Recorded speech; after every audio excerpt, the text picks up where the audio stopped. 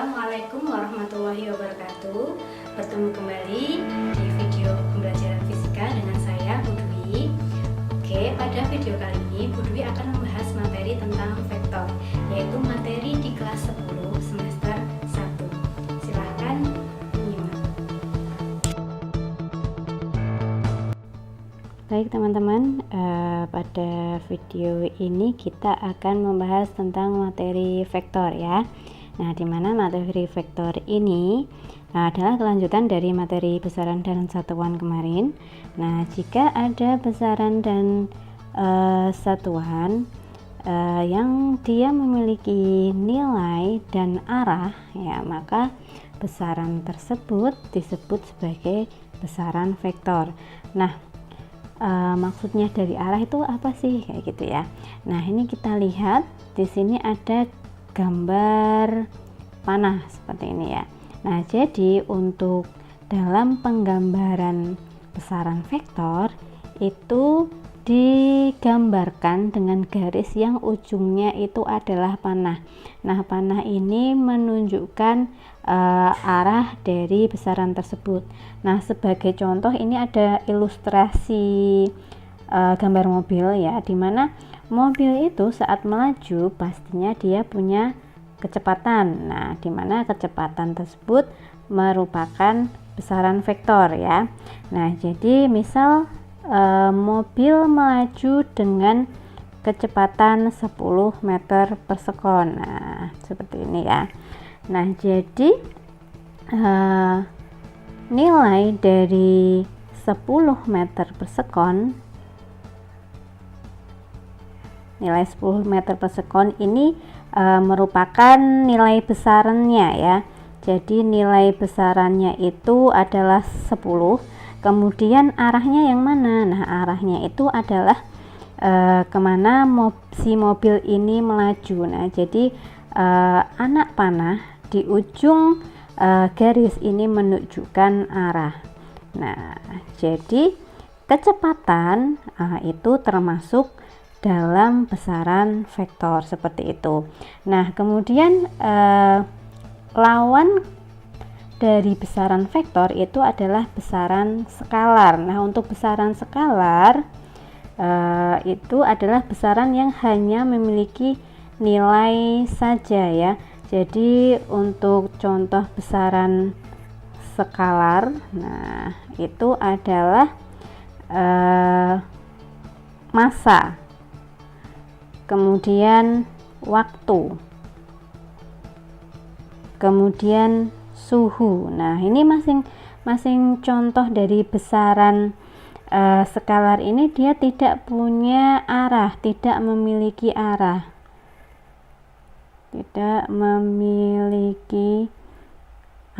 seperti itu. Nah, inilah bedanya dari besaran vektor dan besaran skalar. Jadi dia untuk skalar hanya memiliki nilai saja, sedangkan vektor dia memiliki nilai dan arah, seperti itu ya.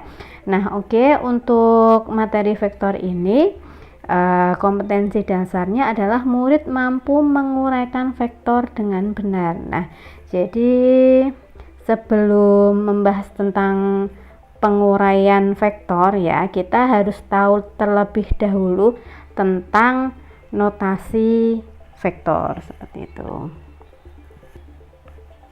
Nah, notasi vektor dan besaran vektor ya.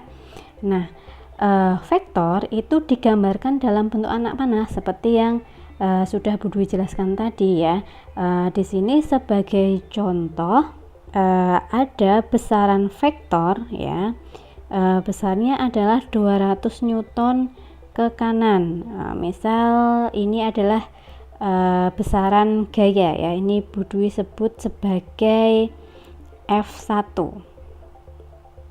Nah, F1.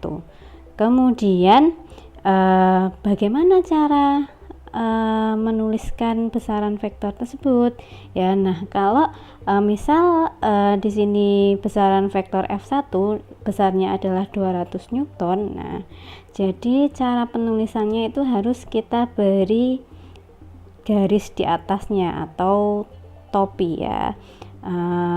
F topi seperti itu ya. Nah, kemudian vektor yang kedua adalah kita beri nama F2. Nah, jangan lupa garis yang di atas huruf F-nya. Nah, ini menunjukkan notasi vektor ya, dimana besarnya adalah 100 Newton ke kiri. Nah, kemudian besaran vektor yang ketiga adalah kita beri nama F3, di mana besarnya adalah 300 Newton ke kanan. Nah, dari sini kalian bisa perhatikan bahwa 200 Newton ini adalah merupakan nilai vektor, sedangkan ke kanan ya, di sini digambarkan dengan arah panahnya itu ke kanan. Nah, ini adalah menunjukkan arah. Nah, kalau kalian perhatikan di sini ada dua satuan ya. Dua satuan ini menunjukkan 200 ya. Nah, kemudian di sini ada satu satuan ya, ini menunjukkan 100 Newton gitu. Nah, kemudian di sini ada 3 satuan seperti itu ya. Dalam pengambaran vektor kita juga harus memperhitungkan panjang dari anak panah tersebut. Ini menunjukkan untuk besar vektor, kemudian anak panahnya menunjukkan arah vektor seperti itu ya. Nah, kemudian seperti halnya tadi yang telah Bu Dwi jelaskan, bahwa dalam penulisan vektor itu ada dua cara. Yang salah satunya yang sudah Bu Dwi bahas sebelumnya tadi di poin sebelumnya, yaitu ada tanda panah ya. Jadi ada tanda panah di atas huruf yang mewakili vektor. Nah, seperti ini. Di atasnya ada garis atau tanda panah. Kemudian vektor B itu di atasnya juga ada garisnya, dan seterusnya seperti ini. Nah, jika ada notasi matematika yang dia menggambarkan vektor, kita harus menambahkan garis atau anak panah di atas hurufnya seperti itu. Nah, kemudian ini contohnya, kita bisa pakai satu huruf aja, misal vektor A, vektor B, vektor C. Nah, atau kita juga bisa memakai dua huruf ya, dimana di sini ada vektor OA misalnya. Kita lihat vektor OA. Nah, vektor OA ini itu bisa dijelaskan bahwa vektor OA itu berasal dari titik O menuju ke titik A seperti itu ya.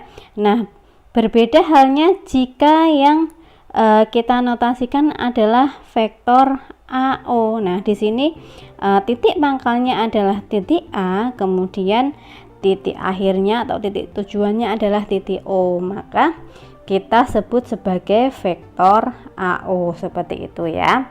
Ini cara untuk menotasikan vektor jika kita pakai dua huruf. Nah, kemudian cara yang kedua adalah dengan mencetak tebal huruf yang menyatakan vektor. Nah, ini bisa ditulis sebagai vektor A yang dicetak tebal atau vektor OA yang dicetak tebal. Kemudian notasi vektor dan besaran vektor. Nah, untuk besar vektor kita harus menuliskan tanda mutlak. Nah, tanda mutlak itu adalah garis tegak di antara vektor, notasi vektornya. Nah, di sini misal besar vektor. Nah, besar vektor itu dia tidak lagi pakai topi di atasnya ya. Ini menunjukkan bahwa si vektor F ini kita hanya mengambil besarnya aja, jadi arahnya sudah kita, jadi arahnya tidak kita tulis lagi seperti itu. Jadi dalam perhitungan besaran nilai vektor kita harus memberikan tanda mutlak seperti ini. Nah, untuk perhitungannya nanti kita akan bahas lebih lanjut ke subbab berikutnya ya.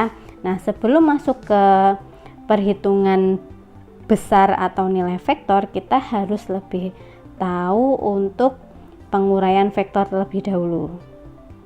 Nah, di sini ada vektor V ya, besar dari vektor V ini. Nah, vektor V dia memiliki sudut alfa seperti itu ya. Nah, kemudian komponen dari vektor V ini adalah berasal dari Vx dan Vy. Nah, bagaimana kita cara menentukan nilai Vx dan Vy-nya? Nah, caranya adalah dengan memproyeksikan vektor V di sumbu X dan sumbu Y seperti itu ya.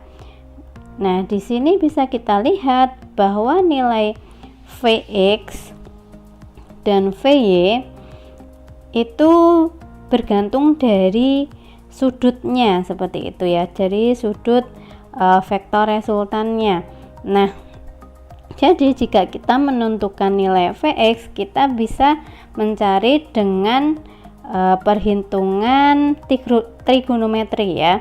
Jadi kalau teman-teman di kelas 10 ini belum pernah belajar trigonometri, maka Bu Dwi jelaskan sedikit tentang trigonometri dan nantinya pasti juga akan dibahas di pelajaran matematika ya. Nah, untuk trigonometri itu sendiri bisa kita cari nilainya itu dengan rumus segitiga istimewa seperti itu ya. Nah, jadi misal kita punya segitiga siku-siku. Nah, segitiga siku-siku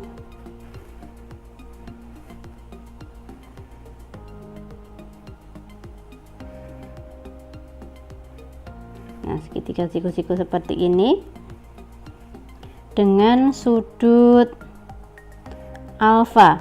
Nah, jika kita potong si vektor V ini ya menjadi sebuah segitiga seperti ini, kita bisa peroleh bahwa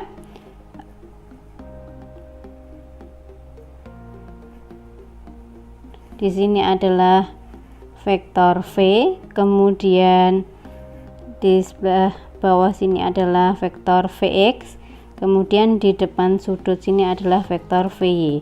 Nah, cara menentukan nilai Vx dan Vy itu kita pakai rumus trigonometri, di mana sin alfa itu adalah besarnya vektor atau besarnya nilai vektor yang ada di depan alfa dibagi sisi miringnya.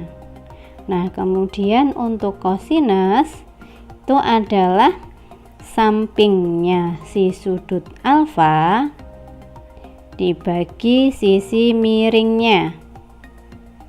Nah, kemudian jika kita menentukan arah dari vektor V itu sendiri, kita bisa peroleh dengan tangen alfa atau arkes tangen alfa, di mana besarnya sudut alfa itu adalah arkes tangen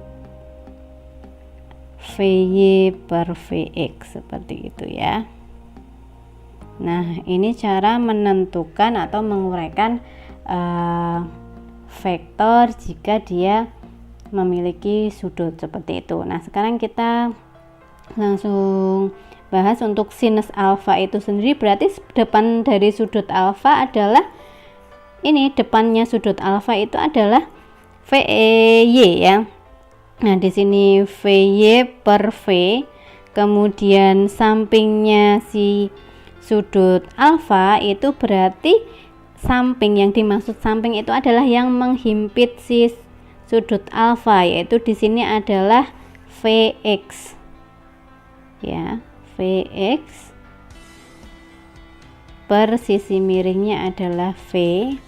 Nah, seperti itu. Nah, jika kita disuruh menentukan Vy nya bagaimana, tinggal kita kalikan aja. Jadi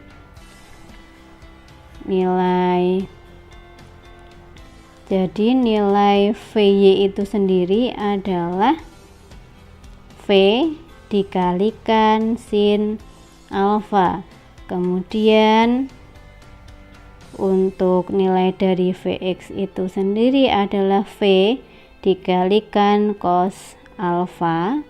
Nah, dari sini kita bisa menguraikan vektor V ke arah sumbu X maupun ke arah sumbu Y.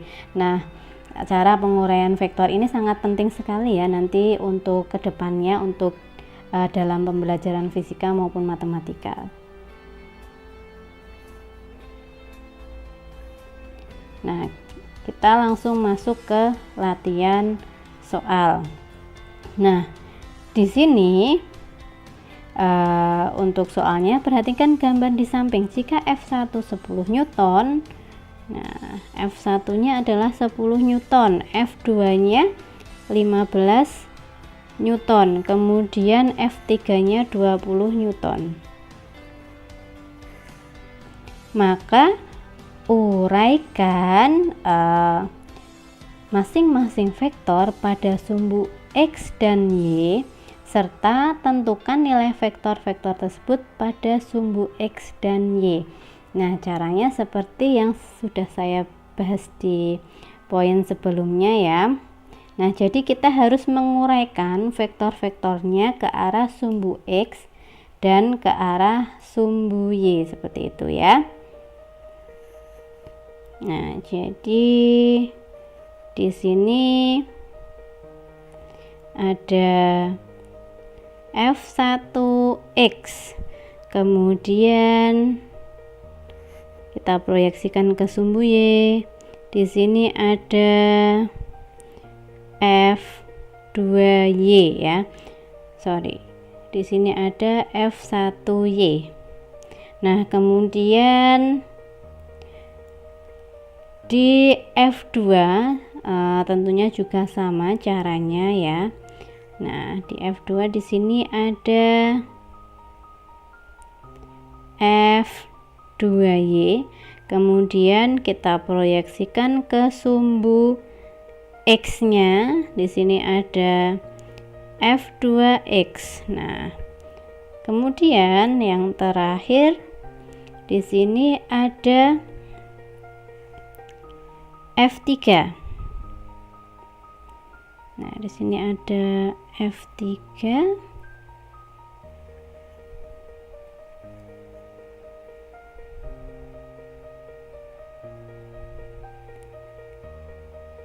Nah, di sini ada F3X, kemudian di sini ada F3Y. Seperti itu. Nah, cara menguraikan vektor-vektor ini kita pakai rumus trigonometri yang tadi ya. Nah, jadi untuk sumbu X terlebih dahulu ya. Jadi untuk sumbu X, nah sumbu X di situ yang bisa kita uraikan adalah ada F1X, kemudian ada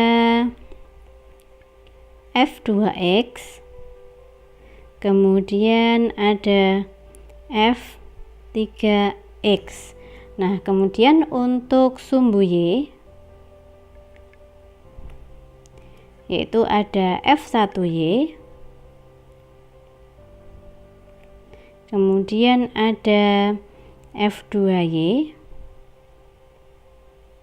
kemudian ada F3Y seperti itu ya. Nah, sekarang untuk rumus F1X ya. Nah, ini karena si F1X itu dia mengapit sudut 37 ya. Nah, berarti F1X itu dia posisinya ada di samping. Nah, kalau di samping tadi kita harus pakai nilai kosinus ya. Nah, sehingga F1X itu adalah nilainya F1 cos 37 derajat. Nah, kemudian untuk F2X ya. Nah, F2X ada di sini. Nah, F2X itu letaknya juga ada di samping si sudut 53 ini ya. Nah, ini adalah F2X. Dia di sampingnya sudut 53. Nah, berarti kita juga harus pakai cos. F2 cos 53 derajat. Nah, kemudian untuk F3, nah ini untuk F3. F3 itu dia juga berada di sampingnya sudut 60. Nah, berarti kalau di sampingnya sudut itu kita harus pakai cos ya, sama ya. F3 cos 60 derajat. Nah, ini nanti tinggal kita masukkan nilainya ya.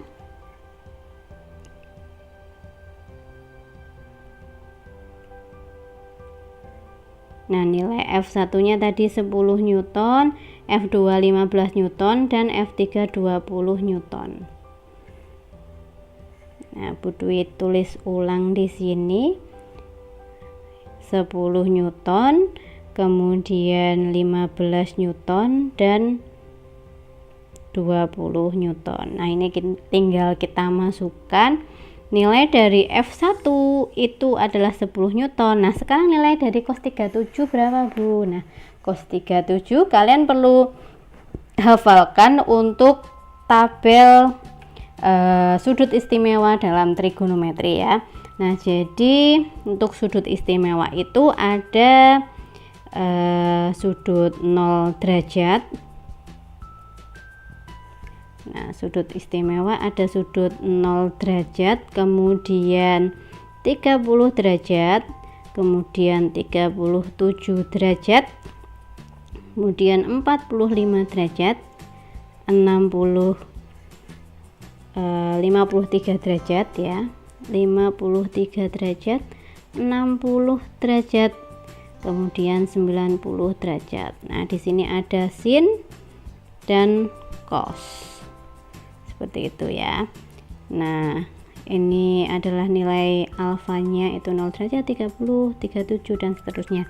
Nah, untuk nilai sin 0. Nah, sin 0 itu nilainya adalah 0. Kemudian nilai dari sin 30 adalah setengah. Kemudian sin 37 itu adalah 3/5. Kemudian sin 45 itu adalah setengah akar 2. Kemudian sin 53 adalah 4/5. Kemudian sin 60 adalah setengah akar 3. Kemudian yang paling besar, nah, nilai sinus 90 itu adalah 1. Nah, kemudian untuk kosinus itu adalah kebalikannya ya. Jadi di sini 1, kemudian setengah akar 3, kemudian 4/5, kemudian setengah akar 2, kemudian 3/5, kemudian setengah, dan yang terakhir adalah 0. Jadi nilai sin dan cos itu besarnya berkebalikan ya. Nah, ini kalian bisa dihafalkan ya. Next time Bu Dwi jelaskan kenapa bisa dapat nilai ini ya. Jadi sebenarnya nilai-nilai ini adalah didapatkan dari segitiga istimewa. Nah, next time akan Bu Dwi jelaskan di video yang lain seperti itu ya. Nah, jadi sekarang kalian bisa hafalkan dulu untuk nilai sinus dan kosinus untuk sudut-sudut istimewa. Nah, ini adalah alfanya seperti itu ya. Oke, berarti F1 cos 37, nilai F1 10, nilai cos 37 berapa? Yaitu 3/5. 3/5. Nah, jadi hasilnya adalah 10 bagi 5. Yaitu 2, ini berarti 6 Newton. Kemudian F2 cos 53, 15 dikalikan cos 53. Cos 53 berapa tuh? 3/5 juga.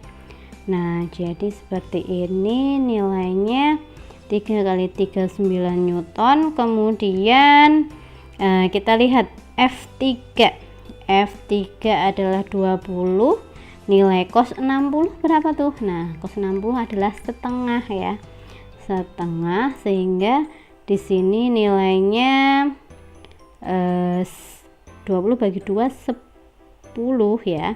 Nah, di sini adalah 10 Newton. Nah, begitu halnya dengan F1Y ya. F1Y itu berarti F1.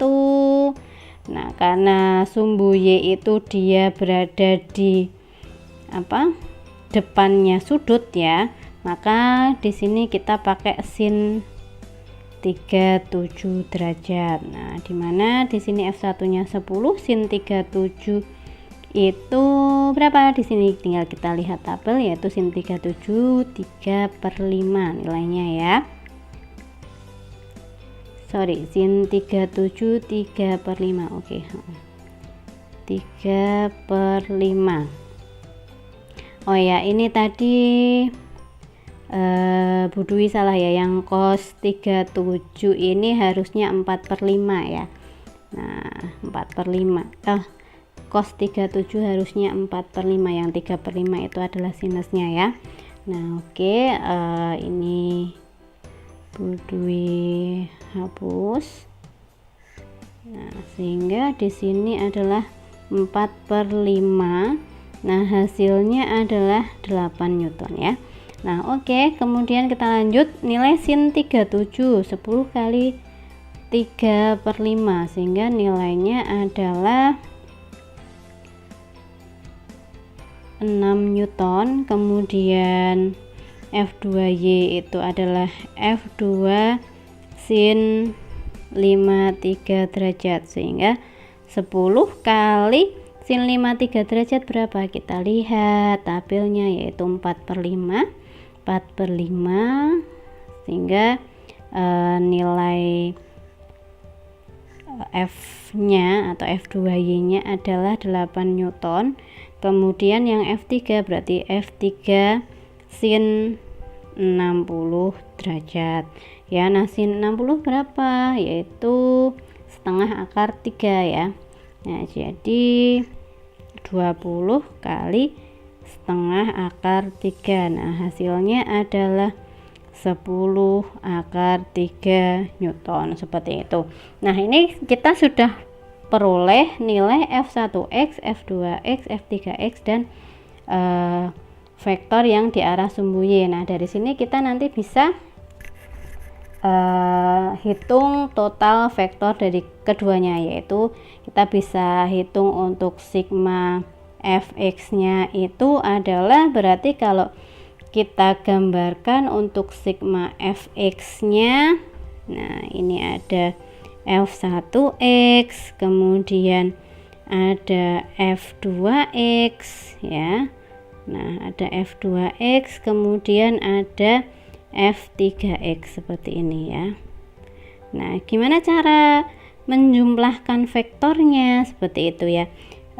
Kita perlu ketahui bahwa jika ada dua vektor yang saling berlawanan, itu berarti salah satunya dia bernilai negatif. Jadi karena F1X itu dia arahnya ke kanan, nah kita anggap si F1X itu dia bernilai positif. Kemudian karena F2X sama F3X itu arahnya ke kiri, maka karena dia berlawanan arah, nilai F2X dan F3X itu adalah bernilai negatif. Nah, sehingga kita bisa hitung sigma Fx nya itu adalah F1X kurangi F2X dikurangi F3X, seperti itu ya. Nah, sehingga F1X adalah 8 min 9 min 10, maka hasilnya adalah minus 11 Newton. Nah, jadi untuk resultan vektor di arah sumbu X itu adalah arahnya ke kiri karena nilai resultannya adalah negatif, seperti itu. Jadi istilahnya si vektor di sumbu X itu dia lebih besar ke arah kiri sebesar 11 Newton, seperti itu ya. Nah, kemudian untuk vektor di arah sumbu Y kita bisa tuliskan bahwa di sini kita analisis si F1Y nya itu dia ke atas, kemudian F2Y nya itu dia juga ke atas ya. Nah, kemudian F3Y nya dia arahnya adalah ke bawah.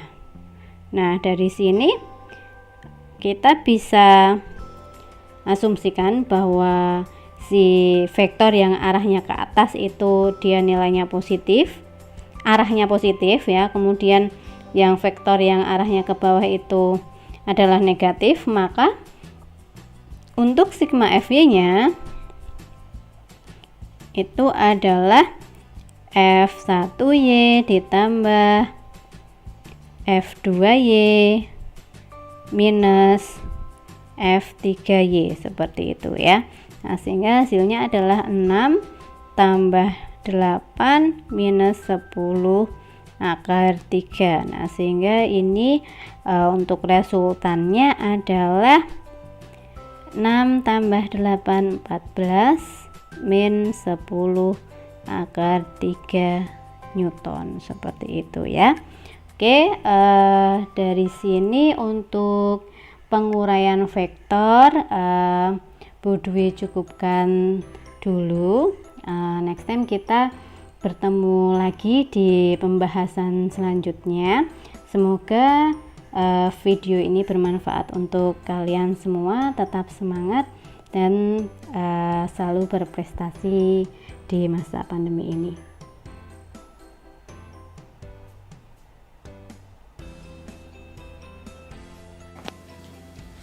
Terima kasih anak-anak telah menyimak video pembelajaran dari Bu Dwi. Semoga video yang Bu Dwi sampaikan bermanfaat untuk kalian. Tetap semangat, tetap berprestasi walaupun di masa pandemi. Wassalamualaikum warahmatullahi wabarakatuh.